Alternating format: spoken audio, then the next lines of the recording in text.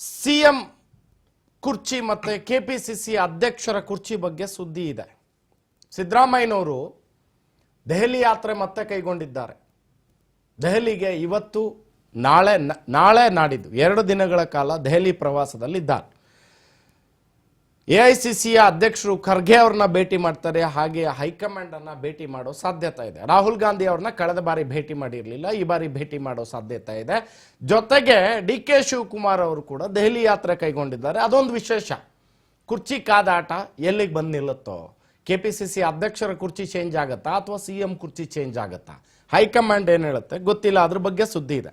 ಅದರ ಜೊತೆಗೆ ವರ್ತಕರು ಏನು 25ನೇ ತಾರೀಕು ಬಂದ್ಗೆ ಕರೆ ಕೊಟ್ಟಿದ್ರು, ಆ ಬಂದ್ಗೆ ಸಂಬಂಧಪಟ್ಟ ಹಾಗೆ ಸಣ್ಣ ವ್ಯಾಪಾರಿಗಳೇನಿದ್ರು ಇವರ ಜೊತೆಗೆ ಇವತ್ತು ಕೃಷ್ಣಾದಲ್ಲಿ ಸಿದ್ದರಾಮಯ್ಯನವರು ಸಭೆಯನ್ನ ನಡೆಸಿದ್ರು, ಅವರ ಮನ ಓಲೈಸಿದ್ರು, ಬಂದಿಂದ ಹಿಂದೆ ಸರಿದಿದ್ದಾರೆ. ಹಾಗೆ ಅವರ ಮನವಿಯನ್ನ ಕೂಡ ಸರ್ಕಾರ ಪರಿಗಣಿಸಿದೆ. ಹಾಗಾಗಿ 25ನೇ ತಾರೀಕು ನಡಿಬೇಕಾಗಿದ್ದಂತಹ ಬಂದ್ ನಡೀತಾ ಇಲ್ಲ. ವರ್ತಕರು ಕೂಡ ಬಹಳ ನಿರಾಳರಾಗಿದ್ದಾರೆ, ಯಾಕೆಂದ್ರೆ ಸರ್ಕಾರ ವರ್ತಕರ ಬೇಡಿಕೆಯನ್ನ ಈಡೇರಿಸಿದೆ ಅಂತ. ಇನ್ನು ರಾಜ್ಯದಲ್ಲಿ ಜನಗಣತಿಗೆ ಡೇಟ್ ಫಿಕ್ಸ್ ಆಗಿದೆ. ಸೆಪ್ಟೆಂಬರ್ 22ರಿಂದ ಅಕ್ಟೋಬರ್ 7ರವರೆಗೆ ಸಮೀಕ್ಷೆ ನಡೆಸಲಿಕ್ಕೆ ಸರ್ಕಾರ ತೀರ್ಮಾನ ಕೈಗೊಂಡಿದೆ. ಕಾಂಗ್ರೆಸ್ಗೆ ಇದೊಂದು ಜಾತಿ ರೋಗ ಅಂತ ಬಿಜೆಪಿ ಕಟುವಾಗಿ ಟೀಕೆ ಮಾಡಿದೆ. ಬಿಜೆಪಿ ಎಲ್ಲ ನಾಯಕರು ಕೂಡ ಅದನ್ನ ಟೀಕೆ ಮಾಡ್ತಾ ಇದ್ದಾರೆ. ಇನ್ನೊಂದು ಕಡೆ ಸಿಎಂ ಪ್ರೋಗ್ರಾಮ್ ಏನಿತ್ತು ಇವತ್ತು, ಅದಕ್ಕೂ ಮುನ್ನ ಬೆಂಗಳೂರಿನ ಕಲಾಸಿಪಾಳ್ಯದಲ್ಲಿ ಬಸ್ ಸ್ಟ್ಯಾಂಡ್ ನಲ್ಲಿ ಜಿಲೆಟಿನ್ ಕಡ್ಡಿಗಳು, ಡಿಟೋನೇಟರ್ಸ್ಗಳು ಪತ್ತೆಯಾಗಿದೆ. ಅದರ ಕುರಿತು ಒಂದು ಸುದ್ದಿ ಇದೆ. ಅದರ ಜೊತೆಗೆ ಯಥಾವತ್ತು ಭ್ರಷ್ಟ ಅಧಿಕಾರಿಗಳ ವಿರುದ್ಧ ಚಾಟಿ ಬೀಸಿದೆ ಮತ್ತೊಮ್ಮೆ ಲೋಕಾಯುಕ್ತ. ಹಲವು ಅಧಿಕಾರಿಗಳ ಮೇಲೆ ರೇಡ್ ಮಾಡಿದೆ. ಬೀದರು, ಮೈಸೂರು ಸೇರಿದಂತೆ, ಕೊಪ್ಪಳ ಸೇರಿದಂತೆ ಹಲವು ಭಾಗದಲ್ಲಿ ಇವತ್ತು ರೇಡ್ ಆಗಿದೆ. ಅದರ ಬಗ್ಗೆ ಸುದ್ದಿ ಇದೆ, ಯಾವೆಲ್ಲ ಕಳ್ಳರು ಸಿಗಾಕೊಂಡಿದ್ದಾರೆ ಅಧಿಕಾರಿಗಳು ಅಂತ. ಮತ್ತೆ ಅದರ ಜೊತೆಗೆ ಕರ್ನಾಟಕದ 1 ಲೋಕಸಭಾ ಕ್ಷೇತ್ರದಲ್ಲಿ ಕಳ್ಳಾಟ ನಡೆದಿದೆಯಂತೆ. ಸದ್ಯದಲ್ಲೇ ಬೋಗಸ್ ವೋಟಿಂಗ್ನ ದಾಖಲೆಗಳನ್ನ ಬಹಿರಂಗ ಮಾಡ್ತೀನಿ ಅಂತ ರಾಹುಲ್ ಗಾಂಧಿ ಅವರು ಗುಡುಗಿರುವಂತಹದ್ದು. ಅದರ ಕುರಿತು ಸುದ್ದಿ ಇದೆ. ಇನ್ನು ಉಪರಾಷ್ಟ್ರಪತಿ ಜಗದೀಪ್ ಧನ್ಕರ್ ರಾಜೀನಾಮೆ ಏನಾಗಿತ್ತು, ಇದರ ಹಿನ್ನೆಲೆಯಲ್ಲಿ ಇವತ್ತು ಸಂಸತ್ನ ಉಭಯ ಸದನಗಳಲ್ಲಿ ಗದ್ದಲ ಕೋಲಾಹಲ ಎದ್ದಿದೆ. ಇದೆಲ್ಲವನ್ನ ನೋಡೋಣ. ಮೊದಲನೇದಾಗಿ ಸಣ್ಣ ವ್ಯಾಪಾರಿಗಳಿಗೆ GST ನೋಟಿಸ್ ವಿರೋಧಿಸಿ ರಾಜ್ಯ ಕಾರ್ಮಿಕರ ಪರಿಷತ್ 25ರಂದು, ಇದೇ ತಿಂಗಳು 25ರಂದು ಏನು ಕರೆ ನೀಡಿತ್ತು ಬಂದ್ಗೆ, ಮುಷ್ಕರವನ್ನ ಮಾಡಲಿಕ್ಕೆ, ಅದನ್ನ ವಾಪಸ್ ಪಡೆದುಕೊಂಡಿದೆ. ಸದ್ಯ GST ನೋಟಿಸ್ ಏನು ತಲುಪಿತ್ತು ವರ್ತಕರಿಗೆ, 3 ವರ್ಷದ ತೆರಿಗೆ ಬಾಕಿ ವಸೂಲಾತಿ ಮಾಡುವುದಿಲ್ಲ ಅಂತ ಸಿದ್ದರಾಮಯ್ಯ ಘೋಷಣೆ ಮಾಡಿದ್ರು. ಇದರ ಬೆನ್ನಲ್ಲೇ ಸಣ್ಣ ವರ್ತಕರು ಪ್ರತಿಭಟನೆಯನ್ನ ವಾಪಸ್ ಪಡೆದುಕೊಂಡಿದ್ದು ಸಿಎಂ ನಡೆಗೆ ಸಂತಸ ವ್ಯಕ್ತಪಡಿಸಿದ್ದಾರೆ. ಇನ್ನು 40 ಲಕ್ಷ ರೂಪಾಯಿ ವ್ಯವಹಾರ ನಡೆಸಿದ್ದಕ್ಕೆ ರಾಜ್ಯ ಸರ್ಕಾರದ ವಾಣಿಜ್ಯ ತೆರಿಗೆ ಇಲಾಖೆಯ ವರ್ತಕರಿಗೆ ನೋಟಿಸ್ ನೀಡಿದ್ದಾರೆ.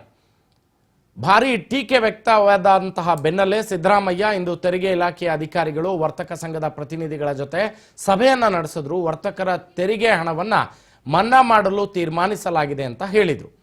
ಇದರ ಬೆನ್ನಲ್ಲೇ ಸಣ್ಣ ವ್ಯಾಪಾರಿಗಳು ಜುಲೈ 25ರಂದು ಕರೆ ನೀಡಿದ್ದ ಬಂದ್ ವಾಪಸ್ ಪಡೆದುಕೊಂಡಿದ್ದಾರೆ. ಈ ಸಂಬಂಧ ಸಣ್ಣ ಪುಟ್ಟ ವ್ಯಾಪಾರಿಗಳ ಹೋರಾಟದ ನೇತೃತ್ವ ವಹಿಸಿದ್ದ ಕಾರ್ಮಿಕ ಪರಿಷತ್ ಅಧ್ಯಕ್ಷ ರವಿ ಶೆಟ್ಟಿ ಬೈಂದೂರು ಮಾಧ್ಯಮಗಳಿಗೆ ಪ್ರತಿಕ್ರಿಯಿಸಿದ್ರು. ಸರ್ಕಾರದ ಭರವಸೆ ಬೆನ್ನಲ್ಲೇ ಪ್ರತಿಭಟನೆ ಕೈಬಿಡುವುದಾಗಿ ಘೋಷಣೆಯನ್ನ ಮಾಡಿದ್ರು. ಇದೇ ವೇಳೆ ಬೆಂಗಳೂರಿನಲ್ಲಿ ಮಾತನಾಡಿರುವಂತಹ ಬಿಜೆಪಿ ರಾಜ್ಯಾಧ್ಯಕ್ಷ BY ವಿಜೇಂದ್ರ, ರಾಜ್ಯದ ಕಾಂಗ್ರೆಸ್ ಸರ್ಕಾರದ ಖಜಾನೆ ಖಾಲಿಯಾಗಿರುವ ಸಂದರ್ಭದಲ್ಲಿ ಮುಖ್ಯಮಂತ್ರಿಗಳು ವಾಣಿಜ್ಯ ತೆರಿಗೆ ಇಲಾಖೆಯಿಂದ ನೋಟಿಸ್ ಕೊಡಿಸಿ ರಾಜ್ಯ ಸರ್ಕಾರವೇ ವಸೂಲಿಗೆ ಇಳಿದಿದೆ ಅಂತ ಟೀಕಿಸಿದ್ರು. ಬೀದಿ ಬದಿ ವ್ಯಾಪಾರಿಗಳು, ಮಧ್ಯಮ, ಸಣ್ಣ ಮತ್ತು ಅತಿ ಸಣ್ಣ ವ್ಯಾಪಾರಿಗಳಿಗೆ ನೀಡಿರುವ ನೋಟಿಸ್ ಸಂಪೂರ್ಣವಾಗಿ ಅಕ್ರಮವಾಗಿದೆ ಅಂತ ಕಿಡಿಕಾರಿದ್ರು.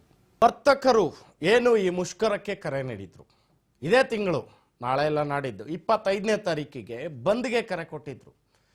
ಆ ಬಂದನ್ನ ವಿಶೇಷತೆ ಹೆಂಗಿತ್ತು ಅಂದ್ರೆ, ಏನು ಇದುವರೆಗೂ ಬಂದ್ಗಳು ನಡೆದ್ರೆ ನಿತ್ಯ ಅನಿವಾರ್ಯವಾಗಿ ಏನೆಲ್ಲ ವಸ್ತುಗಳು ಬೇಕಾಗಿತ್ತು, ಹಾಲು, ಮೊಸರು, ಮತ್ತೆ ಮೆಡಿಸಿನ್ಗಳು, ಹಾಸ್ಪಿಟಲ್ಗಳು, ಈ ಥರದ ಒಂದಷ್ಟಕ್ಕೆ ರಿಯಾಯಿತಿಯನ್ನು ಸಿಗ್ತಾ ಇತ್ತು. ಹಾಗಾಗಿ ಬಂದ್ಗಳು ನಡ್ಕೊಂಡು ಹೋಗ್ತಾ ಇತ್ತು. ಆದರೆ ಈ ಬಾರಿಯ ಬಂದ್ನಲ್ಲಿ ವಿಶೇಷವಾಗಿ ಹಾಲು ಕೂಡ ಸಿಗ್ತಾ ಇರಲಿಲ್ಲ. ಆ ಥರದ ಒಂದು ಬಂದ್ಗೆ ಕರೆಯನ್ನ ಕೊಟ್ಟಿದ್ರು. ಮತ್ತೆ ಸಣ್ಣ ಸಣ್ಣ ವ್ಯಾಪಾರಿಗಳವರು, ಸಣ್ಣ ಸಣ್ಣ ವಸ್ತುಗಳನ್ನು ಮಾರಾಟ ಮಾಡುವಂತಹ ಜನರು, ಅವರಿಗೆ ನೀವು ತೆರಿಗೆಯನ್ನ ವಿಧಿಸೋದು, 3 ವರ್ಷದ ತೆರಿಗೆಯನ್ನ ಸಂಗ್ರಹ ಮಾಡಲಿಕ್ಕೆ ನೋಟಿಸ್ ಅನ್ನ ಕೊಟ್ಬಿಟ್ರೆ ಅವ್ರ ಪರಿಸ್ಥಿತಿ ಏನಾಗುತ್ತೆ ಅನ್ನುವಂಥದ್ದು, ಏನಾಗುತ್ತೆ ಅವರ ಪರಿಸ್ಥಿತಿ ಅಂತ. ಹೀಗಾಗಿ ವರ್ತಕರು ಕೂಡ ರೊಚ್ಚಿಗೆದ್ದಿದ್ರು. ಮತ್ತೆ GST ಅನ್ನೋದು ತೆರಿಗೆ ಆಗಬೇಕು, ಅದು ವಸೂಲಿ ಆಗಬಾರ್ದು ಅನ್ನುವಂತಹ ಆರೋಪ ಕೇಳಿ ಬಂದಿತ್ತು. ಎಲ್ಲ ಕಡೆ ಖಂಡನೆ ವ್ಯಕ್ತವಾಗಿತ್ತು. ಅಂಗಡಿ ಮುಂಗಟ್ಟುಗಳ ಮುಂದೆ no Google Pay, no PhonePe, no Paytm ಅಂತ ಬೋರ್ಡ್ಗಳು ಹಾಕಿದ್ರು. ಹಣ ಕೊಟ್ಟು ವ್ಯಾಪಾರ ಮಾಡಿ ಅನ್ನೋ ಸ್ಥಿತಿಗೆ ವರ್ತಕರು ಕೂಡ ಬಂದುಬಿಟ್ಟಿದ್ರು.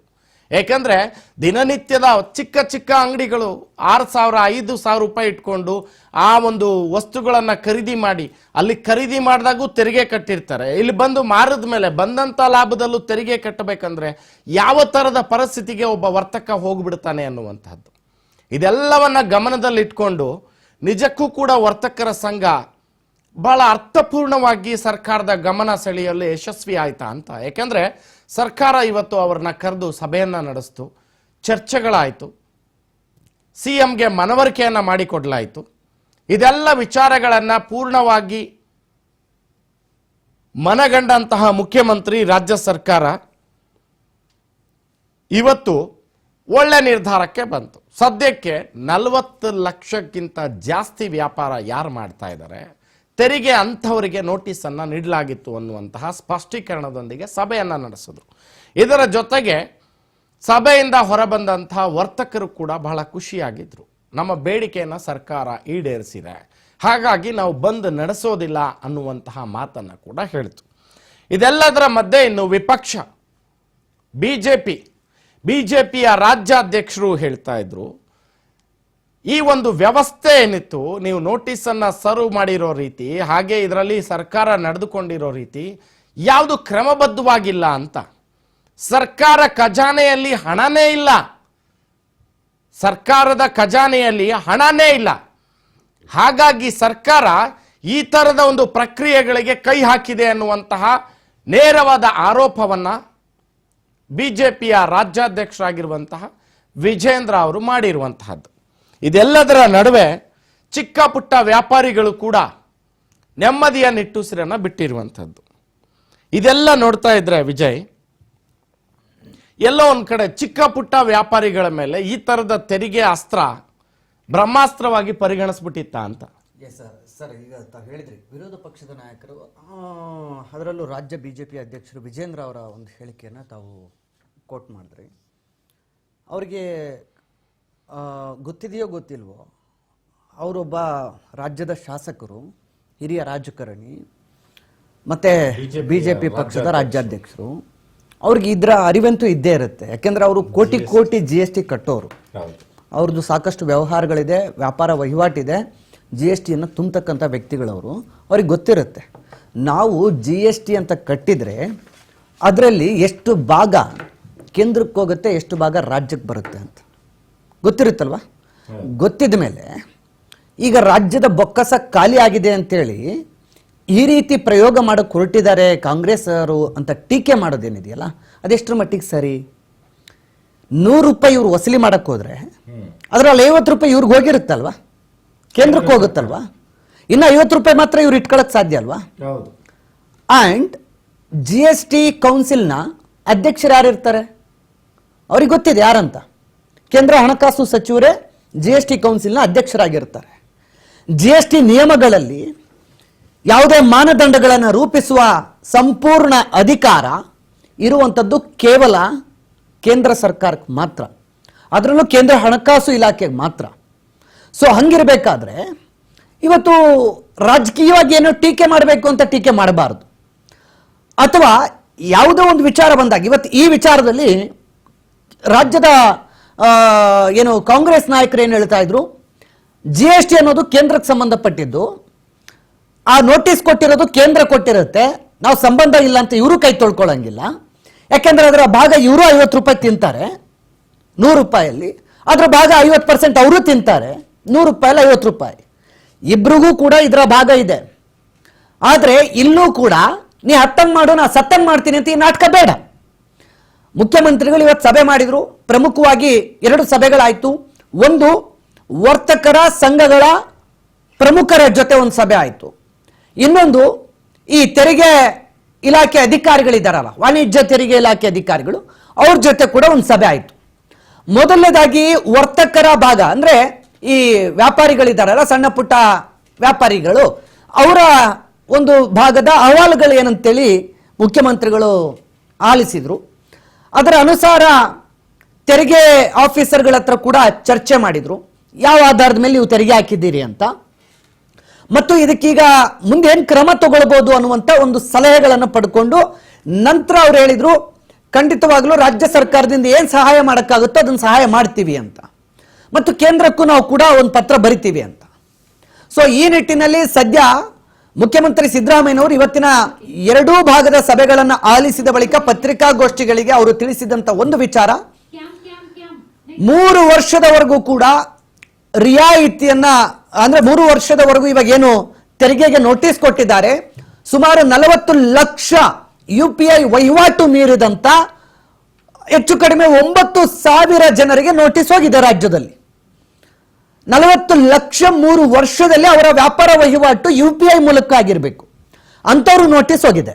ಬಟ್ ಅದರಲ್ಲಿ ಲೋಪ ಆಗಿರೋದೆಲ್ಲಿ ಅಂತಂದ್ರೆ ಹಾಲು, ತರಕಾರಿ, ಮಾಂಸ ಇತ್ಯಾದಿ ಅಗತ್ಯ ವಸ್ತುಗಳಿಗೆ ರಿಯಾಯಿತಿ ಇದೆ, ಅವಕ್ಕೆ ಟ್ಯಾಕ್ಸ್ ಹಾಕೋಂಗಿಲ್ಲ.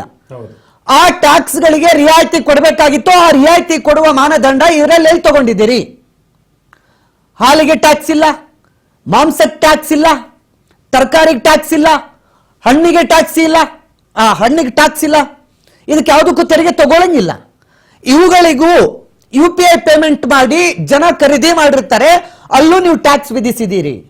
ಮತ್ತೆ ಒಬ್ಬ ಅಂಗಡಿ ಮಾಲೀಕ ಅಂಗಡಿಗೆ ಅಡ್ವಾನ್ಸ್ ಕೊಟ್ಟಿದ್ದು ಅವನು UPI ಮಾಡಿರ್ಬೋದು, ಅಥವಾ ಅವನು EMI ಕಟ್ಟಿರೋದು UPI ಮೂಲಕ ಕಟ್ಟಿರ್ಬೋದು, ಅಥವಾ ಅವನು ಸಾಲ ಪಡೆದಿರೋದು UPI ಮೂಲಕ ಪಾವತಿ ಮಾಡಿರ್ಬೋದು, ಅವನು ಮನೆ ಕಟ್ಟಿರೋದು UPI ಮೂಲಕ ಏನಾದ್ರೂ ಖರೀದಿ ಮಾಡಿರ್ಬೋದು.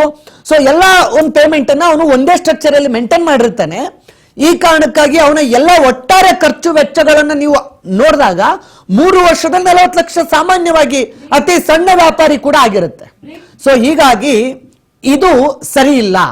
ಅವರ ಕಂಪ್ಲೀಟ್ ವ್ಯಾಪಾರದ ಮೇಲೆ ನೀವು ಕ್ರಮ ತಗೊಳ್ಬೇಕು ಅಂತ ಹಿಂದೆ ಆಲ್ರೆಡಿ ನೋಟಿಸ್ ಕೊಟ್ಟಿದ್ರಂತೆ, ನೀವೆಲ್ಲ ತೆರಿಗೆ ಪದ್ಧತಿಗೆ ಬೇಕಾದಂತ ಕ್ರಮಗಳನ್ನು ಅನುಸರಿಸಬೇಕು ಅಂತ. ಬಟ್ ಅದು ಅನುಸರಿಸದೇ ಇರೋರಿಗೆ ಈಗ ಸಮಸ್ಯೆ ಆಗಿದೆ. ಮೊದಲಿಗೆ ತಪ್ಪಾಗಿರೋದು ಕೂಡ ವ್ಯಾಪಾರಸ್ಥರಿಂದ, ಅದು ಅರಿವೇ ಇಲ್ಲದೆ ಈಗ ಅದನ್ನೇ ಕೇಳ್ಕೊಂಡಿದ್ದಾರೆ. ವ್ಯಾಪಾರಸ್ಥರ ಸಂಘದ ಅಧ್ಯಕ್ಷರುಗಳು ಏನಂತ ಕೇಳಿದ್ದಾರೆ ನೋಡಿ, ಜಾಗೃತಿ ಮೂಡಿಸುವಂತ ಕೆಲಸ ಮೊದಲು ಮಾಡಿ, ಜನರಿಗೆ ಜಾಗೃತಿ ಮೂಡಿಸಿ. ಎಲ್ಲ ಅಂಗಡಿಗಳಿಗೆ ತೆರಿಗೆ ಆಫೀಸರ್ಗಳು ಹೋಗಿ ಜಾಗೃತಿ ಮೂಡಿಸ್ಲಿ. ಅವರು GST ಅಕೌಂಟ್ ಹೆಂಗ್ ಓಪನ್ ಮಾಡ್ಕೊಳ್ಬೇಕು, GST ಹೆಂಗ್ ಪಾವತಿ ಮಾಡಬೇಕು, ಯಾವುದ್ರ ಮೇಲೆ GST ಎಷ್ಟಾಗುತ್ತೆ ಅದ್ರ ಬಗ್ಗೆ ಅರಿವು ಮೂಡಿಸಿ ಆ ನಂತರ ನೀವು ತೆರಿಗೆ ಹಾಕಿ ಅಂತ ಹೇಳಿದ್ದಕ್ಕೆ ಮುಖ್ಯಮಂತ್ರಿಗಳಿಗೆ ಹೇಳಿದ್ದಾರೆ. ಇದುವರೆಗೂ ಹೋಗಿರುವಂತ ನೋಟಿಸ್ ಏನಿದೆ, 3 ವರ್ಷದವರೆಗಿನ 40 ಲಕ್ಷಕ್ಕೂ ಹೆಚ್ಚಿನ ವ್ಯವಹಾರ ಇದ್ದವರಿಗೆ ಏನು ನೋಟಿಸ್ ಹೋಗಿದೆ ಅದೆಲ್ಲದನ್ನು ಕೂಡ ನಾನು ಮನ್ನಾ ಮಾಡ್ತೀವಿ. ಇನ್ಮೇಲೆ GSTಯ ಕಾನೂನಿನ ವ್ಯಾಪ್ತಿ ಏನಿದೆ ಆ ವ್ಯಾಪ್ತಿಯಲ್ಲಿ ವ್ಯಾಪಾರ ವಹಿವಾಟ ಆಗಿ ಇನ್ಮೇಲೆ ಟ್ಯಾಕ್ಸ್ ಅನ್ನು ಕರೆಕ್ಟಾಗಿ ಪೇ ಮಾಡಿ ಅಂತ ಒಂದು ರಿಯಾಯಿತಿ ಕೊಟ್ಟಿದ್ದಾರೆ, ಒಂದು ಸಾಮಾನ್ಯ ಜ್ಞಾನದ ಮೇಲೆ. ಇದನ್ನ ಕೇಂದ್ರಕ್ಕೆ ಅವ್ರು ಪತ್ರ ಬರೀತಾರೆ, ಇನ್ನು ಕೇಂದ್ರದವರು ಅದನ್ನು ಒಪ್ಪಬೇಕು. ನಾಳೆ ಕೇಂದ್ರದವರು ಅದನ್ನು ಒಪ್ಪಿಲ್ಲ ಅಂತಂದ್ರೆ ಇದು ಅಪ್ಲೈ ಆಗಲ್ಲ. ರಾಜ್ಯ ಸರ್ಕಾರ ಏಕಾಏಕಿ ತೀರ್ಮಾನ ತೆಗೆದುಕೊಳ್ಳಕ್ ಆಗೋದಿಲ್ಲ. ವಿಜಯೇಂದ್ರ ಅವರೇ ಈಗ ಹೇಳಿದ್ರಲ್ಲ ಲೂಟಿ ಮಾಡಕ್ ನಿಂತಿದಾರಂತ, ನಿಮ್ಮವ್ರ ಹತ್ರ ಹೋಗಿ ನಾಳೆ ಮಾತಾಡಿ. ನಮ್ಮ ರಾಜ್ಯದವರೇ ಹಣಕಾಸು ಸಚಿವರಿದ್ದಾರೆ, ಅವ್ರ ಹತ್ರ ಮಾತಾಡಿ. ನಾಳೆ ನಿಮ್ ಕೈಲಿ ಆಗ್ಲಿಲ್ಲ ಅಂದ್ರೆ ಈ ತಪ್ಪನ್ನ, ಈ ಹೊರೆಯನ್ನ ನೀವು ಹೋರಿ. ರಾಜ್ಯ ಸರ್ಕಾರ ತನ್ನ ಇತಿಮಿತಿಗಳಲ್ಲಿ ಏನ್ ಮಾಡ್ಬೇಕು ಅದನ್ನ ಮಾಡಿದೆ. ನಾಳೆ ನಿರ್ಮಲಾ ಸೀತಾರಾಮನ್ ಅವ್ರ ಹತ್ರ ಇವ್ರನ್ನೆಲ್ಲ ಕರ್ಕೊಂಡು ಕುಂದಿಸಿ ಮಾತಾಡಿಸಿ ಕ್ಲಿಯರ್ ಮಾಡ್ಕೊಂಡು ಬನ್ನಿ. ನಿಮ್ಗೂ ಮೆಜಾರಿಟಿ ಇದೆ, ನಿಮ್ಗೂ ಸಂಸದರನ್ನ ಅತಿ ಹೆಚ್ಚು ಜನರನ್ನು ಕೊಟ್ಟಿದ್ದಾರೆ ನಮ್ಮ ರಾಜ್ಯದ ಜನತೆ, ಕೊಡ್ತಾನೆ ಬಂದಿದ್ದಾರೆ.